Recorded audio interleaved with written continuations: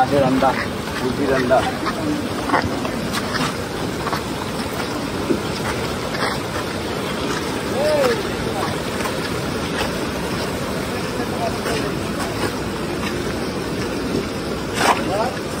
প্রসাদ প্রসাদ আপনার যে একটা কথা কইছেন ওগুলি আমরা যাই কি ঘটনা বুঝ যাই। ও স্যার ওই যে কইলাম